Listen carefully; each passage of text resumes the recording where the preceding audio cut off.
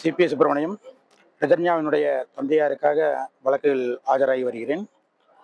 திருமணமான 78 நாளிலேயே ரிதன்யா என்ற இளம்பெண் இறந்துவிட்டார். இறப்பதற்கு முன்பாக தான் இறப்பதற்கான காரணம் என்ன என்பது குறித்து தனது தந்தையாருக்கு ஆடியோ மூலம் தெரியப்படுத்திவிட்டு இறந்துவிட்டார். அவரது இறப்பிற்கு காரணமான ரிதன்யாவின் கணவர், அவரது மாமனார், மாமியார் ஆகிய மூவரும் தான் காரணம்.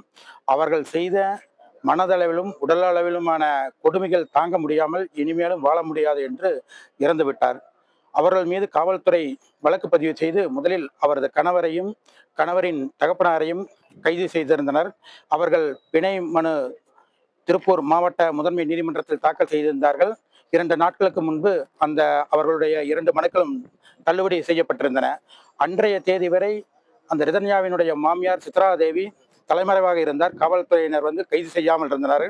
அன்றைய தினம் ரிதன்யாவின் தகப்பனாரும் மற்றவர்களும் திருப்பூர் மாவட்ட காவல்துறை கண்காணிப்பாளரை சந்தித்து வழக்கில் விசாரணை துரிதமாக நடைபெற வேண்டும், நியாயமாக நடைபெற வேண்டும் என்பதையும் எவ்வித அரசியல் தலையீடும் இல்லாமல் நடைபெற வேண்டும் என்று வலியுறுத்தினார்கள். அதைத் தொடர்ந்து அன்றைய தினம் சித்ராதேவியும் கைது செய்யப்பட்டிருந்தனர். சித்ராதேவி கைது செய்யப்பட்ட உடனே அடுத்த நாளே பிணை கோரி மனு தாக்கல் செய்திருந்தனர். அந்த பிணை மனு இன்று திருப்பூர் 1வது கூடுதல் மாவட்ட நீதிமன்றத்தில் விசாரணைக்கு வந்தது.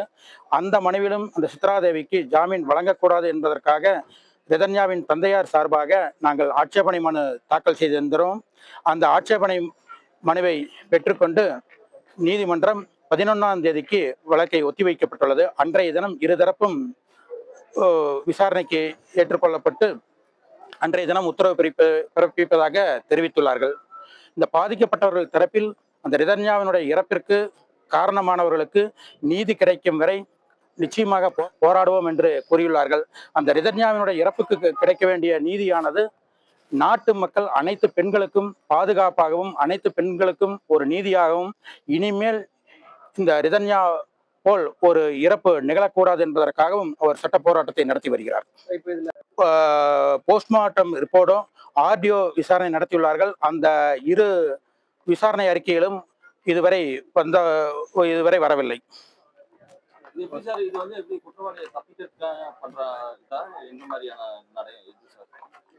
குற்றவாளிகள் இந்த வழக்கில் தப்பிப்பதற்கான வாய்ப்புகள் இல்லை. அவர்கள் சில நியாயமான கால அவகாசம் எடுத்துக்கொள்கிறார்கள். ஏனென்றால் போஸ்ட்மார்ட்டம் ரிப்போர்ட்டும் ஆடியோ விசாரணையும் முழுமை பெற்று அறிக்கை சமர்ப்பிக்க வேண்டியுள்ளது. அதற்கு நியாயமான காரணம் இருப்பதாகத்தான் காவல்துறையினர் தெரிவிக்கின்றார்கள். இருந்த போதிலும் ஒட்டுமொத்த சமுதாயமும் இந்த வழக்கில் விசாரணை இன்னும் வேகமாகவும் துரிதமாகவும் இருக்க வேண்டும் என்றும் நியாயமாகவும் இருக்க வேண்டும் என்றும் அவர்கள் ரிதன்யாவின் பெற்றோர்கள் மட்டுமல்ல இந்த சமுதாயமே எதிர்பார்க்கின்றது.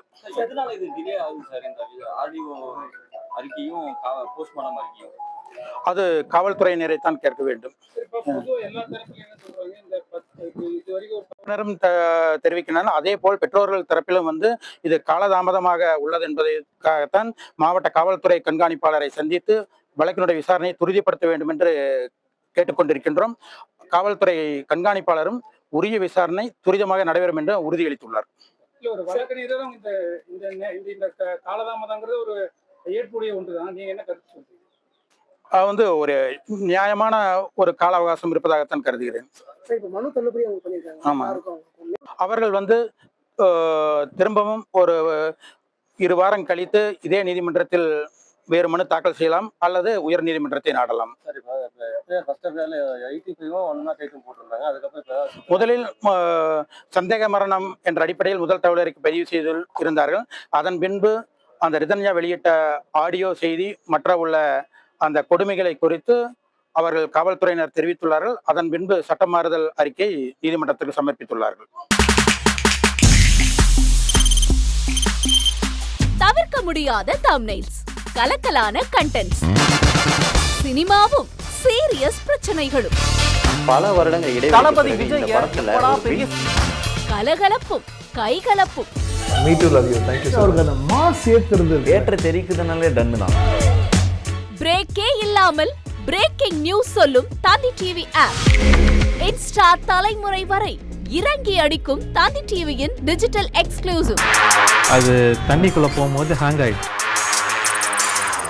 உங்களுக்கு விஜய் சார் எந்த அளவுக்கு ரொம்ப பிடிக்கும்? Of course, Malayalis are huge Vijay sir fans. ரெண்டு பேருமே ரொம்ப பிடிக்கும் எனக்கு. தந்தி டிவி ஆப்பை இலவசமா டவுன்லோட் செய்யுங்க. ஃபாலோ பண்ணுங்க, சப்ஸ்கிரைப் பண்ணுங்க, என்ஜாய் பண்ணுங்க.